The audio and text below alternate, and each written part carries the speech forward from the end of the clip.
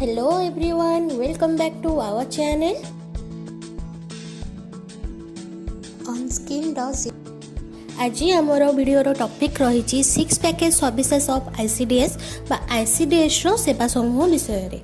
जदि वीडियोटी आपको भल लगे ताहले निश्चिंत रूपे लाइक करंतु, कमेंट करंतु, सब्सक्राइब करंतु एवं शेयर करिया को मध्य भूलिबे नाही। समन्वित शिशु विकास योजनार सेवा समूह एथिरे आमर 6टी सेवा समूह रही।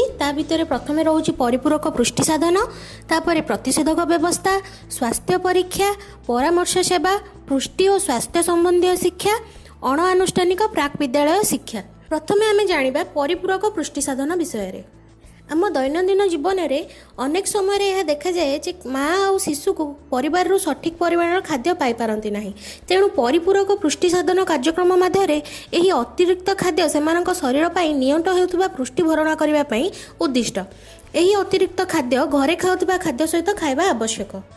यही कार्यक्रम 6 मास 6 वर्षर शिशु, गर्भवती और प्रसूति माँ मानक परिपूरक पुष्टिकर खाद्य जोगाई दि जाए। यापर आम जाना प्रतिषेधक व्यवस्था विषय रे। एही सेबारे जन्मरू 1 वर्ष मध्य शिशु मानक प्रतिषेधक टीका यथा जक्मा, डिप्थेरिया, लहरा काश, टिटानस, पोलियो बिंदा और मिलिमिला टीका दि जाए। समस्त गर्भवती महिला मानक धनुष्टंकार प्रतिषेधक दि जाए। एतद् व्यतीत अंधार कणा न होगापी शिशु मानक विटामिन ए मात्रा और रक्तहीनता रोकवाई माँ मानक लौहसार बटिका बा आईएफआई टैबलेट दि जाए। तापर आमे जानिबा स्वास्थ्य परीक्षा सेवा संबंधी। एथिरे गर्भवती, प्रसूति माँ, जन्म ठारू 6 वर्षर समस्त शिशु मानक नियमित व्यवधान रे स्वास्थ्य परीक्षा करा जाए। एहा परे जानिबा परामर्श सेवा विषय रे।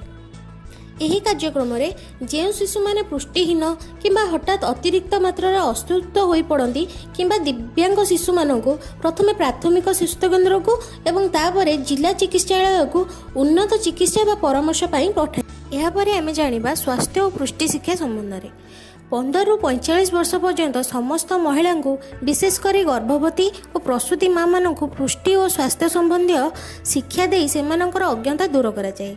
यही शिक्षा शिशु मानकर ठीक भाव में लालन पालन करने को माँ मानक साहाय्य करे। शेष में आमर रोचे अणआनुष्ठानिक प्राक विद्यालय शिक्षा। 3 ରୁ 6 वर्ष बयसर शिशु मानकर सर्वांगीन विकास पाई विभिन्न गीत, नाच, खेल, अभिनय एवं गल्पकथन माध्यम यही शिक्षा दि जाए।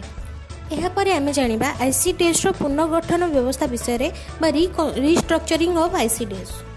राज्य सरकार योजना कमिशन और विभिन्न प्रकार मूल्यांकन आईसीडीएस पुनर्गठन कर 2012 मसीह मिशन मोड रे कार्यकारी करने को निष्पत्ति नियागला।